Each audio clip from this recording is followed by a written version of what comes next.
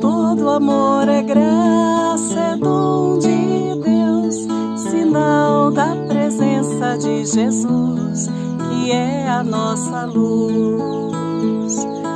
Todo amor é graça, é dom de Deus, sinal da presença de Jesus, que é a nossa luz. Todo amor é graça, é dom de Deus, sinal da presença de Jesus, que é a nossa luz. Legal.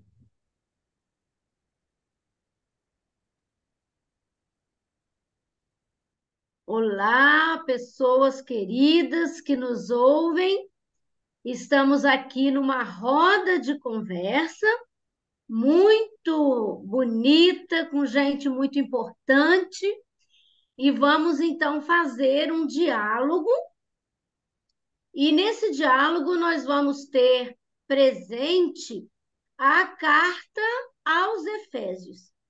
Esse é um conteúdo que está sendo bastante conversado, bastante dialogado, por ser o tema, né, o livro-tema que foi escolhido pela CNBB, a Conferência Nacional dos Bispos do Brasil, portanto, pela Igreja do Brasil, a Igreja Católica Romana, para iluminar as reflexões do mês da Bíblia, que para nós é o mês de setembro, né?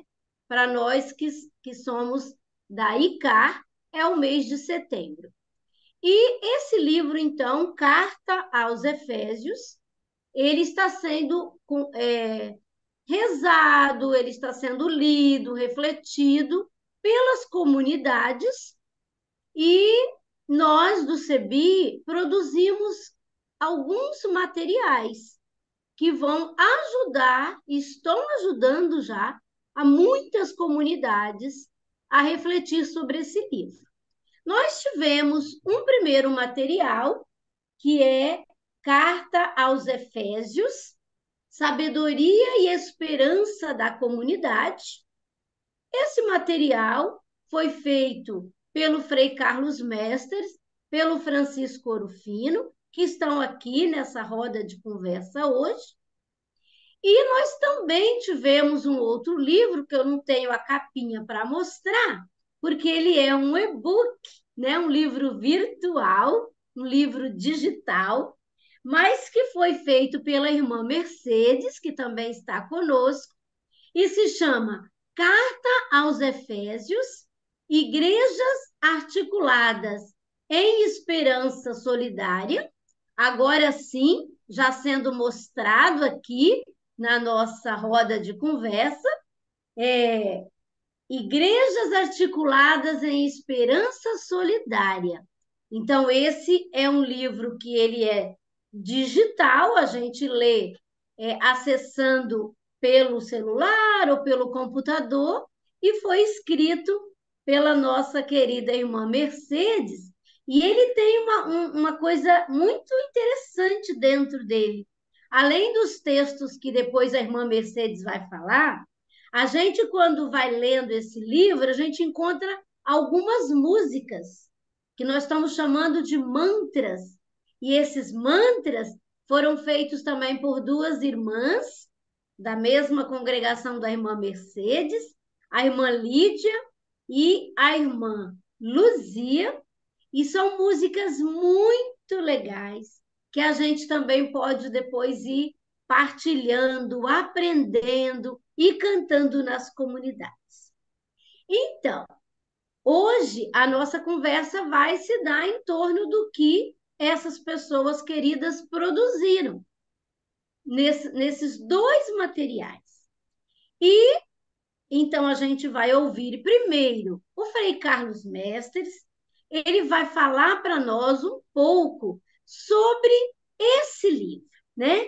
Esse livro que são círculos bíblicos, né? São 12 círculos bíblicos para estudar toda a carta aos Efésios. Frei Carlos, nós gostaríamos de ouvir o senhor falando um pouco para nós sobre esse livrinho da Carta aos Efésios, que foi feito pelo Senhor e pelo Ouro Fino e que já está nas mãos de muitas comunidades. São mais de 5.000 livrinhos já espalhados pelo Brasil afora, e as comunidades, então, estão lendo e refletindo esse material. E é muito bom ouvir, então, o senhor mesmo falar sobre esse livro, sobre a Carta aos Efésios. Dá uma visão geral, rápida, mas geral sobre a carta para nós. Então, quem melhor do que eu para falar sobre a carta aos Efésios é o Francisco Rufino. Eu vou dar uma breve introdução e entrego depois a palavra a Francisco, que é feito pelos dois, mas quem mais está trabalhando a carta aos Efésios nas comunidades e que pode dizer se o livrinho do jeito que foi feito se corresponde a ele. Então, eu vou começar a falar simplesmente poucas palavras sobre o livrinho. Nós nos reunimos muitas vezes para fazer esse livrinho, a gente corrigia, reencontrava, e, no fundo, para poder entender uma carta, tem que entender a pessoa que escreveu e a comunidade para a qual escreveu, lá o pessoal dos Efésios.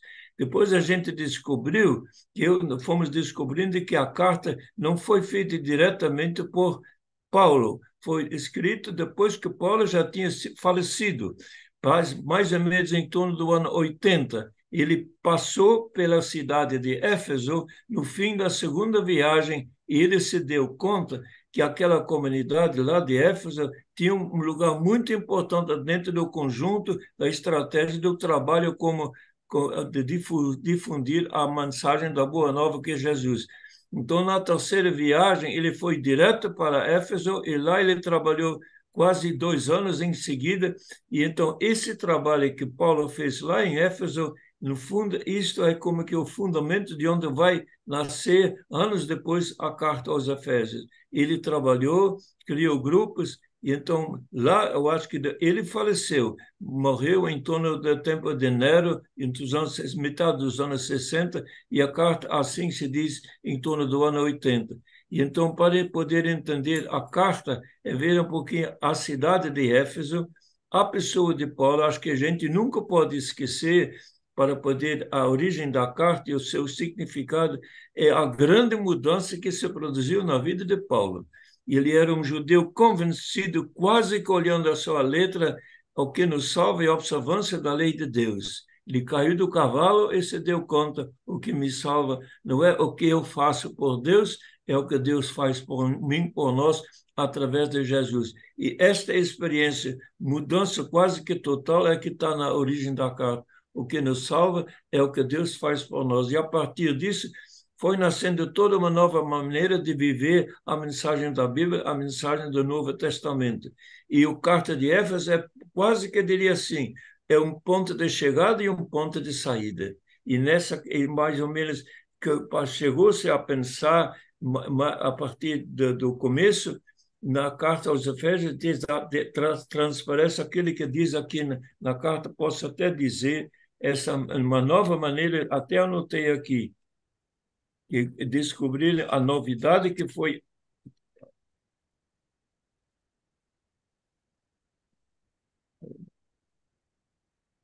E não achei agora. Paciência, são as coisas da vida. A carta aos Efésios é uma nova etapa na vida da igreja, um ponto de chegada a partir do trabalho pequeno nas comunidades. Agora, a igreja se tornou como que uma comunidade de comunidade, e Jesus não é mais só Jesus de Nazaré, mas é o Jesus que está lá no céu, quase como diz às vezes o Cristo cósmico, no qual se congrega todas as coisas, e a partir daí olha para a realidade. Muito bom ouvir o Frei Carlos, né, falando desse caminho que foi percorrido para preparar o livrinho, e ele já trouxe aqui várias informações importantes, né? E que o Ouro Fino depois vai também reforçar, né? Porque eles fizeram em parceria. E a gente tinha combinado que também nós vamos passar, antes até do Ouro Fino, a palavra para Mercedes, porque aí ela vem falar de um outro livrinho, né? Que também está aí já, não está na mão, né, Mercedes? Mas está nos nossos aparelhinhos, aqui na modernidade, que a gente lê no celular e nos computadores.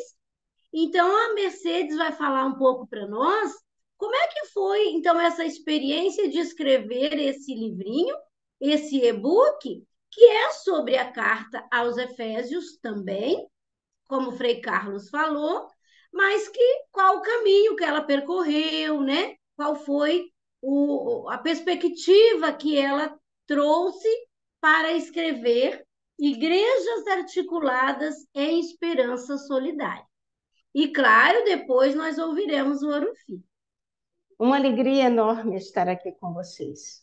E, ao mesmo tempo, uma gratidão. Uma grande graça para mim foi ler uma vez, duas vezes, três vezes, porque eu ficava muito chateada com o capítulo 5º da carta aos Efésios. Trabalhei muito com as mulheres e muitas vezes perguntas muito fortes, reações, e eu defendendo, mas não trabalhei naquele tempo com as perguntas, eu não tive, assim, não sei se foi tempo ou motivação para fazer o que fiz agora.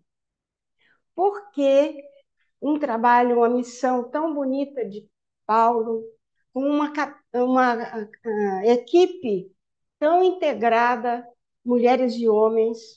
Inclusive, fui lá em Romanos, no capítulo 16, olhar mulheres e homens que são da Ásia Menor, não são de Roma, embora esteja no final da carta aos Romanos, vendo Paulo com toda essa equipe, e é uma equipe também de 3 ou 4 que escrevia junto com ele, como é que coloca o capítulo 5 submetei-vos? Mulher, trabalhadores, escravos, submetei-vos. Então, foi aos poucos. E eu fui descobrindo, e fui gostando tanto da carta, porque a descoberta anterior foi o tempo que a carta foi escrita. Eu falei, a carta falou 80, eu vou até 85, é esse período mesmo.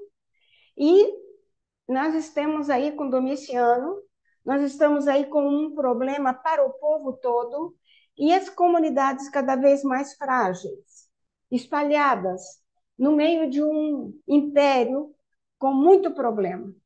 E aí estão essas comunidades. E os companheiros e companheiras de Paulo querendo levar para frente. O que querem fazer? Articular.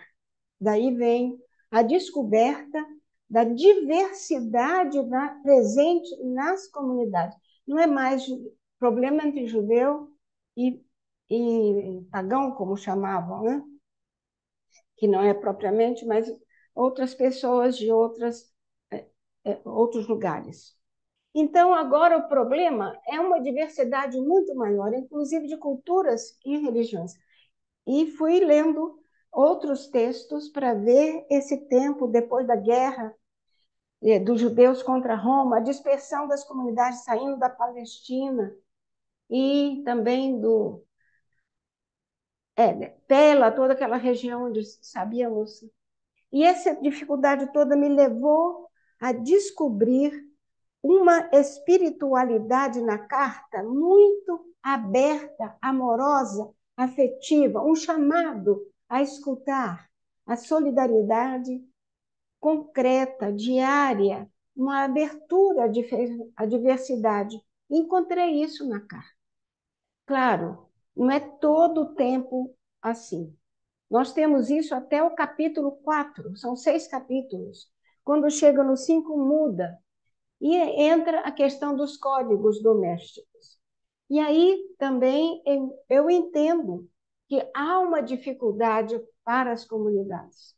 Essas comunidades, chamadas eclesias, né, são assembleias, que no tempo de Paulo não tinha mais entre eles diversidade de sexo, judeu, de raça, de etnia. Agora tem uma estrutura dentro da casa E esses códigos domésticos que entraram vão ser assumidos, e as casas são comunidades, e já vão cada vez mais. Então, eu encontrei por trás do texto uma suspeita em relação a essa estrutura de mais aceitação das diferenças, das diversidades de todo tipo. Então, isso foi aumentando, vai aumentar até o final do primeiro século e aumenta no segundo e está aí até hoje. Nós temos essas dificuldades na estrutura eclesial. Mas o valor, a importância dessa carta está na centralidade da pessoa de Jesus Cristo. Ele chega a colocar aí uma parábola, que é do edifício, que é próprio das cidades, né? Vocês são como um edifício que tem um fundamento que é Jesus Cristo. E esse Jesus Cristo é a expressão de uma graça, de um dom muito grande para a humanidade, para toda a humanidade, porque é a manifestação maior do amor de Deus gratuito.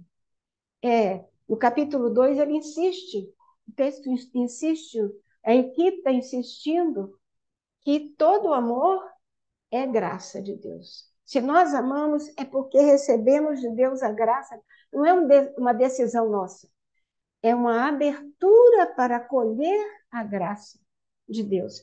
A Lídia até compôs uma música, né? Dizendo todo amor é graça. Porque faz parte do primeiro e do segundo capítulo. E depois a diversidade é tanta que é preciso haver solidariedade concreta, ajuda mútua, para que possam se sustentar nesse tempo aí de perseguição, porque teve a perseguição local em Roma de Nero. Agora temos uma muito mais ampla, que é a de Domiciano, que começou no ano 81, né? Por isso eu coloquei mais ou menos pelo ano 85 a carta, com essa mesma perspectiva. Não era uma carta para Éfeso, mas que era essa carta que tinha sempre era enviada, copiada e enviada com um espacinho em branco para colocar os nomes, tinha que rodar por toda parte para fazer circular a boa nova do Evangelho e também criar aí uma interação.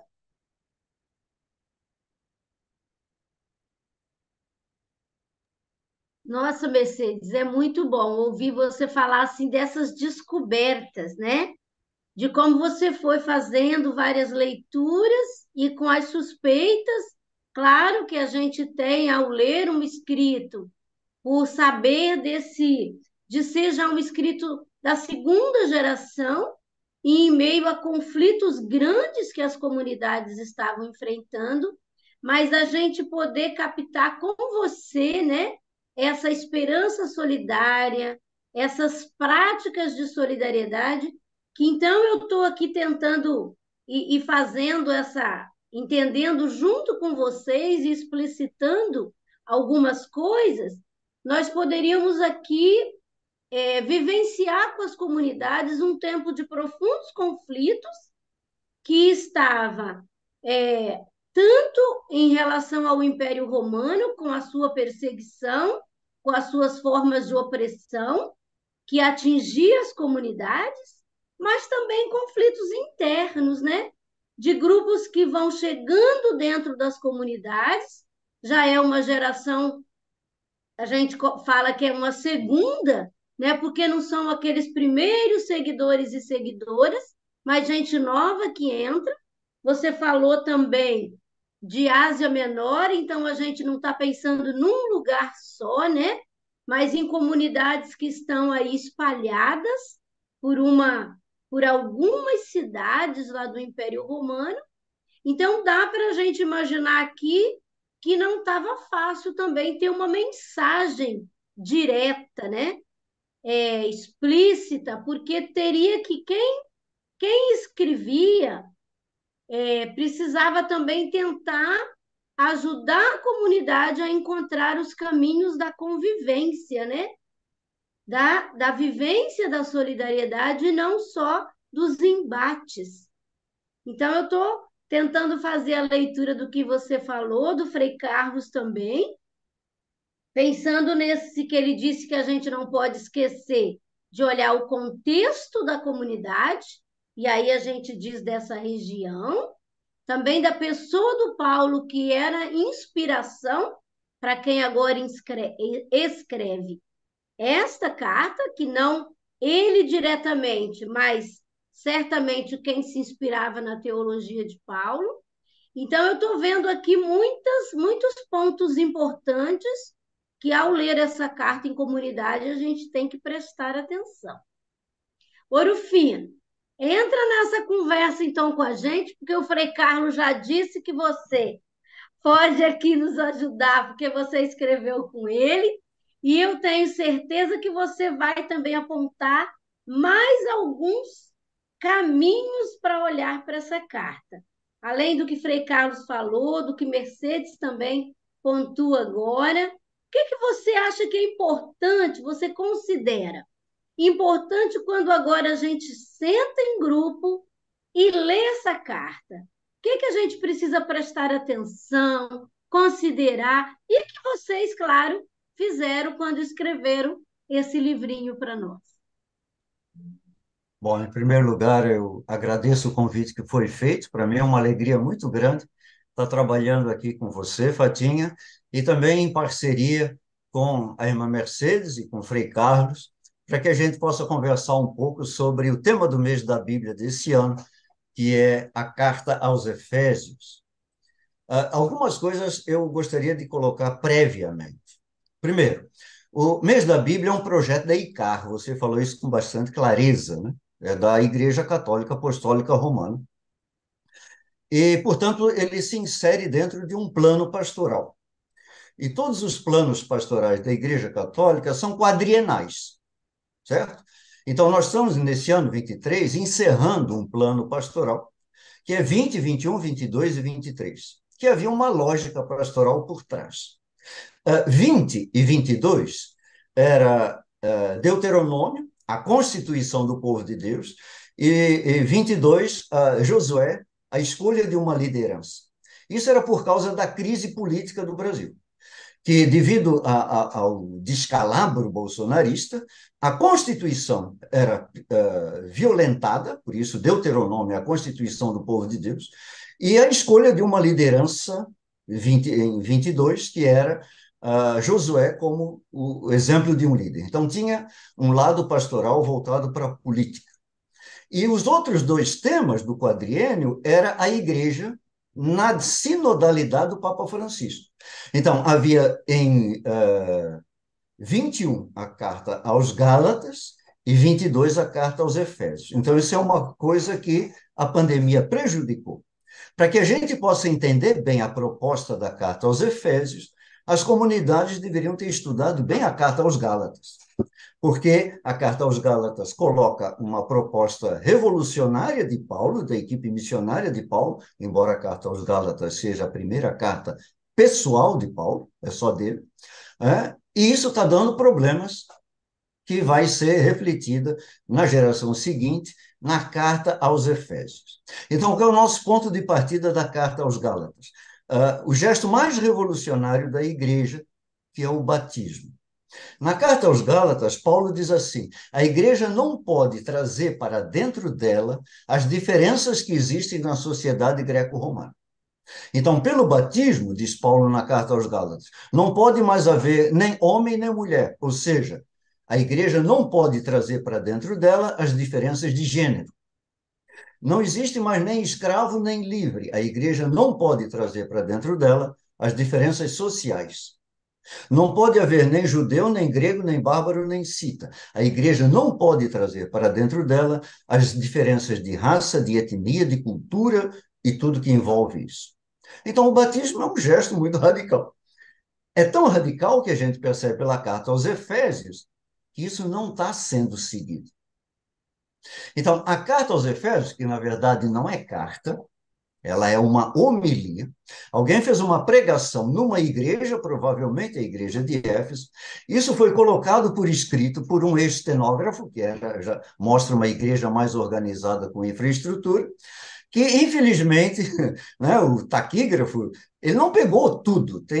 Esse é o problema da carta aos Efésios. Tem frases que ficam soltas, não tem complemento. Então, a gente percebe que não pegou tudo. Segundo, isso deve circular entre as comunidades. Que comunidades? A gente tem que pensar nas 7 comunidades do Apocalipse. Éfeso, Esmirna, Sardes, Tiatira, Laodiceia. Esse é o conjunto da província romana da Ásia. O problema está ali. Qual é o problema? O problema é que está sendo muito difícil colocar ao redor da mesma mesa gente pobre, gente rica, judeu, grego, homens, mulheres, na total igualdade pedida pelo batismo. Então, a carta aos Efésios, ela trata de um problema mais interno, que é justamente o conceito de igreja. Que igreja é essa? A igreja que Paulo prega, que na verdade é a igreja de Antioquia. A equipe missionária de Paulo, ela tem um envio dado pela igreja de Antioquia, que é a igreja de comunhão de mesa.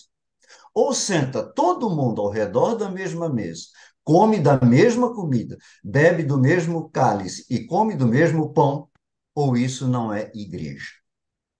Essa posição era muito rejeitada pela Igreja Mãe de Jerusalém. Na Igreja Mãe de Jerusalém, eles aceitavam a conversão dos gentios, mas judeu celebra em casa de judeu e gentil celebra em casa de gentil. A carta aos Efésios quer acabar com isso. Ou celebra todo mundo dentro da mesma casa, ou isso não é igreja. Isso bate com a proposta pastoral da Igreja do Papa Francisco. A igreja não tem porta, entra todo mundo, ninguém pode ser excluído. Então, a carta aos Efésios lembra que dentro da comunidade, lá no capítulo 2, tem um muro divisório.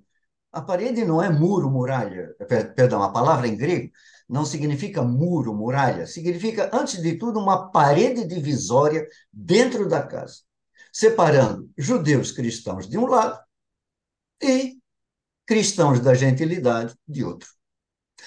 A carta vai dizer essa parede divisória, que evidentemente deve se inspirar na parede divisória do Templo de Jerusalém, onde os gentios podiam chegar só até aquela parede. Nessa parede tinha uma placa que a arqueologia descobriu lá. Quem ultrapassar essa parede é réu de morte. O gentio tinha que parar ali, mesmo que fosse prosélito, parava ali. Então, não pode, a igreja é uma casa onde não pode haver paredes divisórias. É uma sala única, onde senta todo mundo ao redor da mesma mesa. Claro que é uma figura, não tinha mesa nenhuma. Eles tinham que sentar no chão, em tapete, com almofada. Mas todo mundo tem que comer do mesmo pão e beber do mesmo cálice. Então, o grande recado da carta aos Efésios é dirigida aos gentios, para que eles reivindiquem o direito que o batismo lhe dá de ser cidadão pleno dentro desse novo edifício espiritual chamado igreja. A igreja não pode trazer para dentro dela todas as barreiras, principalmente culturais, que o judaísmo coloca. Então, a gente percebe pela carta que esses gentios são chamados de xênios, estranhos, ou paroicós, pessoal de rua. Por exemplo, se quer saber o que é um paroicói numa cidade grega, veja as pessoas com quem o padre Lancelotti trabalha. São esses gentios que estão entrando na igreja e estão enfrentando uma barreira preconceituosa de judeus. Por quê? Esses gentios não têm instrução, esses gentios não têm tradição, esses gentios não têm conhecimento, esses gentios... entende? É como se nós estivéssemos assim, numa reunião de cristãos de classe média e que fossem chamados para comungar da mesma mesa um bando de favelado. Ia ter quase que uma barreira invisível, cultural, impedindo a comunhão. A carta aos Efésios diz, dentro da casa que se chama igreja, não pode haver parede divisória. Ou senta todo mundo ao redor do mesmo pão, ou senta todo mundo ao redor do mesmo cálice, ou isso não é igreja. Então, a carta aos Efésios quer trabalhar a autoestima dos que estão entrando, vindos da gentilidade, que provavelmente são analfabetos, né? Têm dificuldades nas celebrações judaicas, não conhecem oração nenhuma, não estão acostumados com nenhum tipo de piedade, porque a cultura greco-romana não tinha nenhum tipo de piedade popular, e agora eles têm que aprender isso dentro da igreja. Mas eles não podem ser considerados cristãos de segundo nível, ou como se fosse uma gente assim que a gente olha de esguelha, né? É a mesma coisa quando entra um favelado no meio de uma missa nossa de classe média. Todo mundo se pergunta, mas o que é que esse pessoal está fazendo aqui? Aqui não é o lugar deles, entende? A carta aos Efésios está dizendo, é sim, aqui é o lugar deles. Esse é o grande recado da carta aos Efésios. Ou se cria uma única comunidade, ou isso não é igreja. Muito interessante, né? Eu fiquei aqui ouvindo, também quando eu ouvi o Frei Carlos, a Mercedes e agora você, Orofino. E eu fiquei pensando assim, como é que a gente consegue, lendo a carta, ter essa experiência ou esse conhecimento.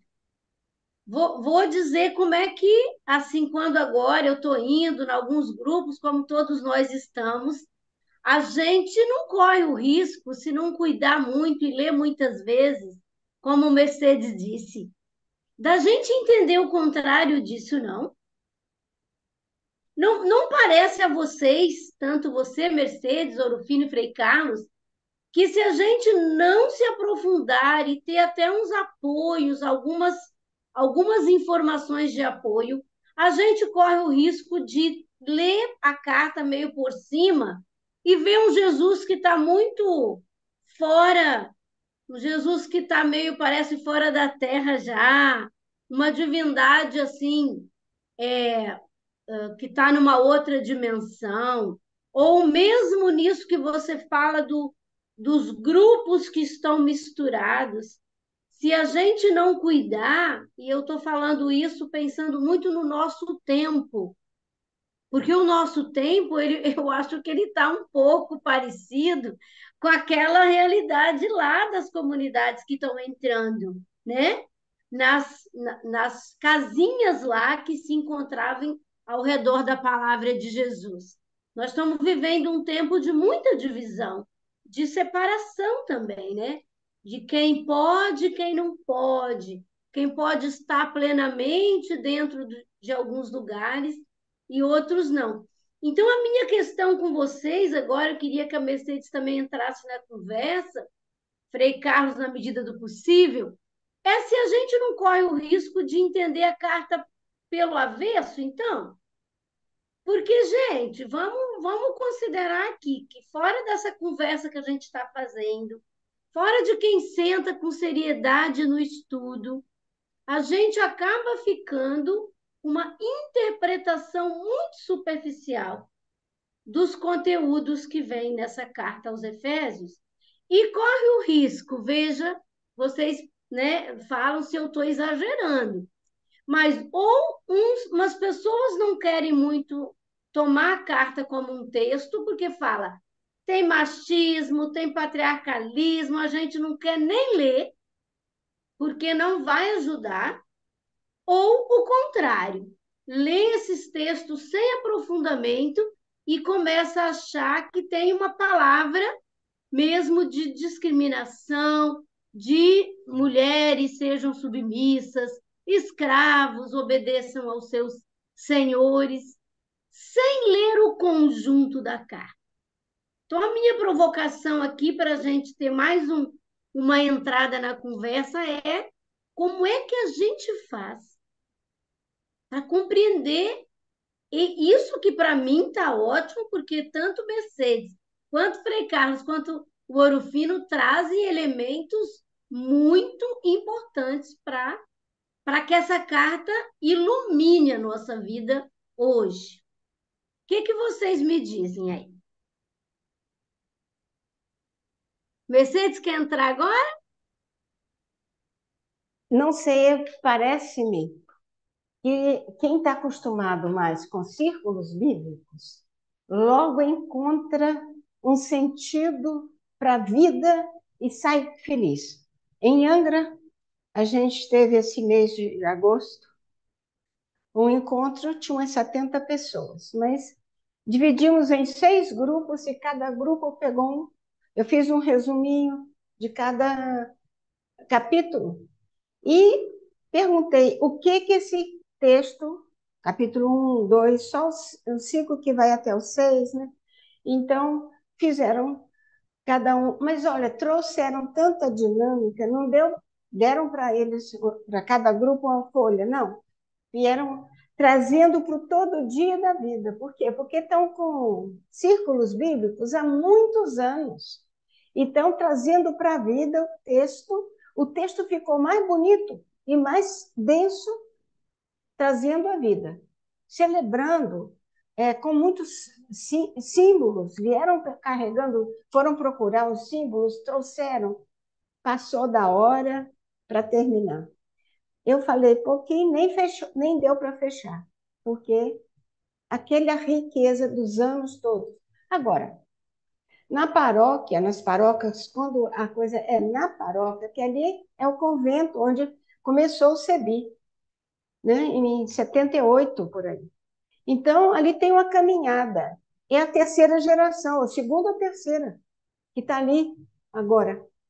São os jovens que eu conheci quando morei lá, que agora são pais de família com filhos já adultos, como Godinho, por exemplo, Eduardo Godinho.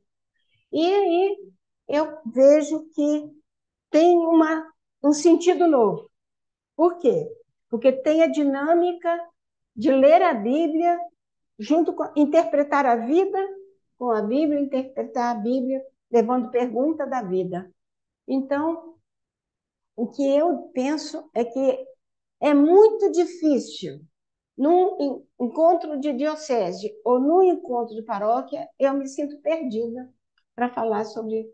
É uma coisa solta. Eu pego uma coisa daqui, outra dali, do cotidiano, na cidade, por exemplo, questão do edifício, que tem Jesus Cristo é o centro da nossa vida. Qual é essa boa nova? Qual é? Quem é Jesus Cristo para a gente?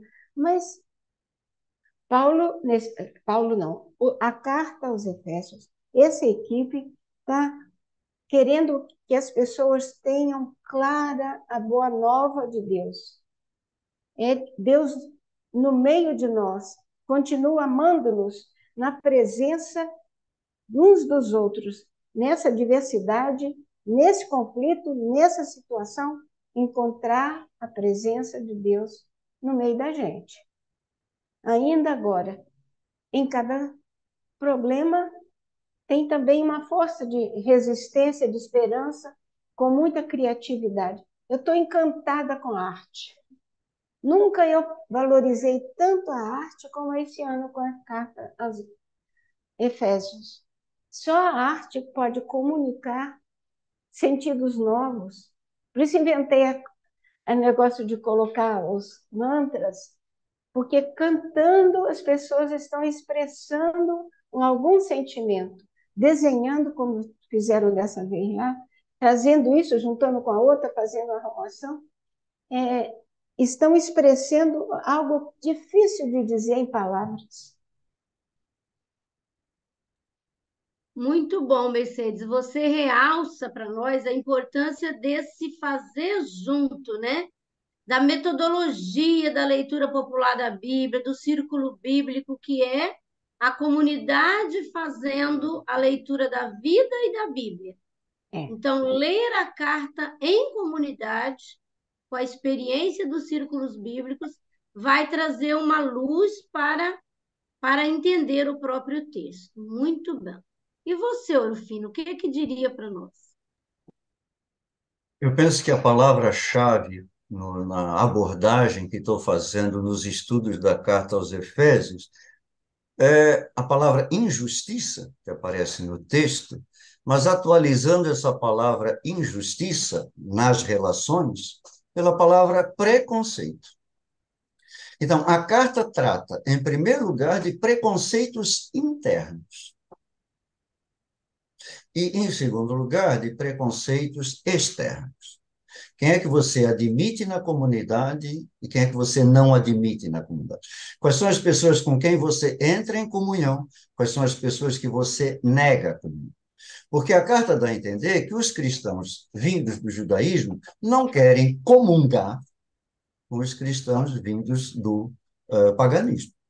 Está havendo ali um problema sério que vai isso. A gente tem que também interpretar a carta nos textos contemporâneos, basicamente. Atos dos Apóstolos, 1 Pedro, né, onde tratam dessa questão. Como foi difícil para cristãos vindos do judaísmo superarem os seus preconceitos em relação aos cristãos vindos da gentilidade, digamos assim. A segunda coisa, e aí é que pega mesmo, é olhar os códigos domésticos hoje. Como é que são as relações dentro de casa? Aí, realmente, aí eu gasto um certo tempo em colocar as relações dentro de uma família pagã, na época em que Paulo busca evangelizar essas famílias. Não é? Em primeiro lugar, o homem não era submisso a ninguém. Pelo contrário, todos tinham que se submeter a ele. Então, você começa por aí. Na sua família ainda existe patriarcalismo, existe machismo, ainda mais aqui no Rio de Janeiro, não tem um dia que não tem um feminicídio. Qual é a causa da morte de mulher? Então, a gente envereda pelas relações dentro de casa, porque o que a carta está pedindo é o seguinte, ela trata da igreja como uma rede, Frei Carlos falou isso, né? A grande rede, ela não é só pequenos núcleos, mas mesmo assim, essa grande rede supõe os pequenos núcleos. E esses pequenos núcleos só se tornam, de fato, membros da igreja se eles passarem por uma profunda revisão de relações dentro de casa. Relação marido e mulher, relação pais e filhos, relação patrão e escravo. Todas as relações devem ser revistas à luz do Evangelho de Cristo. Aí a gente trabalha cada relação hoje. Não é? Como é que alguém de classe média trata a sua empregada doméstica? Não é? Como é que são as relações conjugais? Como é que é a relação pai e filho? Não é? Porque o que a carta pede é uma construção de uma igreja doméstica. E naquela época só podia haver igreja doméstica se o casal tivesse uma profunda revisão da sua relação conjugal, a ponto de transformar essa casa numa igreja doméstica. E isso é fundamental. Claro que isso vem do judaísmo, porque até hoje os judeus celebram a Páscoa em casa, e quem preside essa celebração é o casal. Então, para eles não é novidade. Agora, para os pagãos, era. Na cultura pagã, jamais a mulher seria colocada em igualdade com o marido. Jamais. A cultura não permitia isso. Então, essa revisão cultural, tanto do lado da gentilidade quanto do lado do judaísmo, é que nos faz ver hoje quais são as nossas barreiras culturais que impedem plena comunhão. Por exemplo, se na sua comunidade chegar um casal gay, como é que você acolhe? Como é que você vai trabalhar? Como é que você vai comungar com eles? Ou você vai negar a comunhão para eles? Não é? Então, esses pontos pastorais são fundamentais para que a gente possa, de fato, levar a sério a proposta do Papa Francisco, que diz: a igreja não tem porta, ela não pode negar comunhão para ninguém. Muito bom, gente. Isso faz nós pensarmos que essa roda vai precisar daqui a pouco parar, mas nós temos muito estudo para fazer, né? Muita reflexão, muito grupinho que vai precisar parar, né? Como seria bonito se as famílias pudessem tirar um tempinho e ler juntas, né, essa carta, entendendo essas relações. Eu estou aqui pensando se Frei Carlos conseguiria ainda dar uma palavra para nós, né? De motivação para quem vai pegar a carta, vai ler, vai fazer círculo bíblico, dar uma mensagem ainda para fazer o encerramento dessa roda, que ela vai ser, na verdade, só uma abertura de muita conversa. Frei Carlos, o senhor quer falar um pouquinho para nós? a palavra que veio na minha cabeça é esta palavra, conversa. Um instrumento muito importante, sabe, é saber conversar. E tem dois provérbios. Uma boa conversa gera conversão e uma má conversa gera divisão. E se a gente souber conversar, quando eu converso, na conversa real, ninguém acha que a ideia dele é a melhor de todas. A gente escuta e pode ir aprendendo. Então, se a conversa for... Às vezes, nas comunidades, eu uso esta comparação. Pergunta assim, qual é a missão de um cachorro? Aí o pessoal leva susto. O que se quer dizer? É ser cachorro, é a missão. Ah, sim. Aí eu pergunto, qual a missão de uma rosa? Aí todo mundo sabe, é ser rosa. Aí eu completo, e sair um bom perfume. Ah, sim. Qual é a missão de um ser humano? Aí, é ser humano, não é ser cristão. A primeira missão nossa é ser humano. A gente é cristão para poder ser mais humano. Isso eu acho que para que isso entre na cabeça.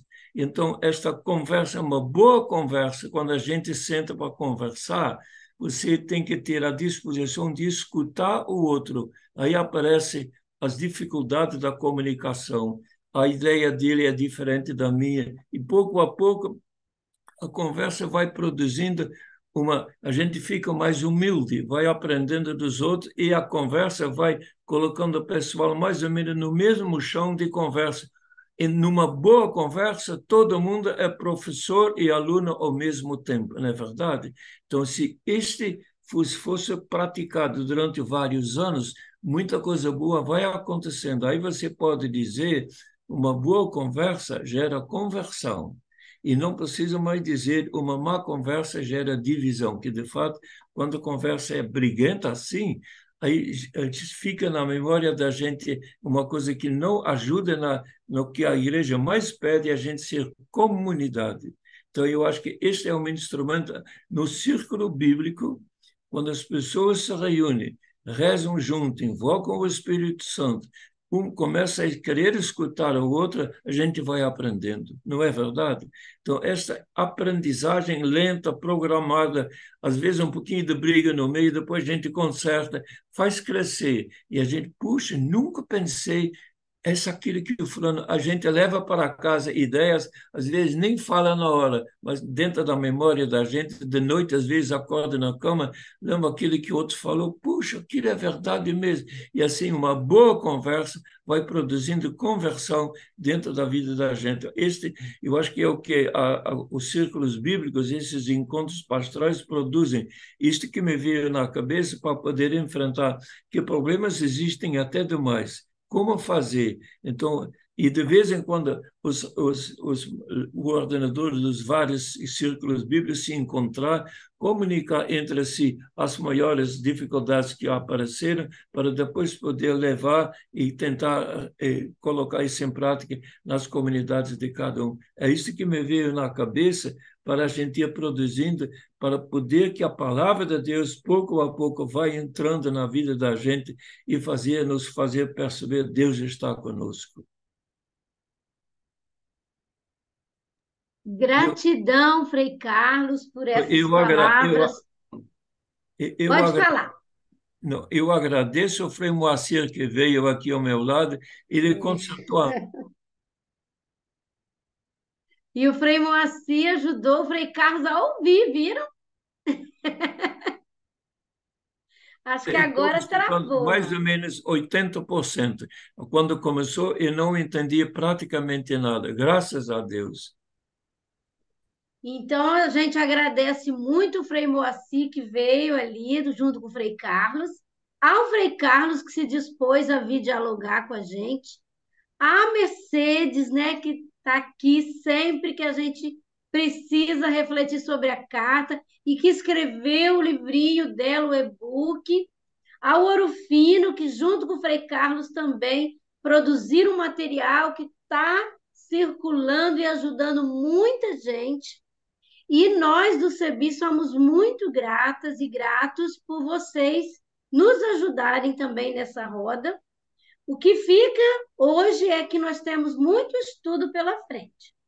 Então, quem vai nos ouvir, né, quem está ouvindo essa conversa hoje, precisa voltar, abrir a carta aos Efésios que está na Bíblia, abrir os livrinhos que foram feitos para nos ajudar, e mais do que isso, juntar um grupo e ler juntos, e conversar sobre a vida e sobre o texto que está na Bíblia, porque com certeza nós vamos encontrar a esperança que está nesse livrinho aqui, e vamos encontrar também a articulação de igrejas que vivem na esperança solidária.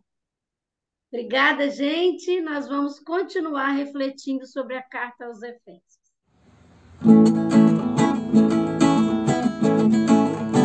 Vamos sonhar um tempo novo de bem-querer, amor e paz, humanizar os corações, anunciar libertação. É a graça de Deus em nós, é a graça de Deus em nós, é a graça de Deus em nós, é a graça de Deus em nós. Vamos sonhar um tempo novo de bem-querer, amor e paz, humanizar os corações, anunciar libertação. É a graça de Deus em nós, é a graça de Deus em nós, é a graça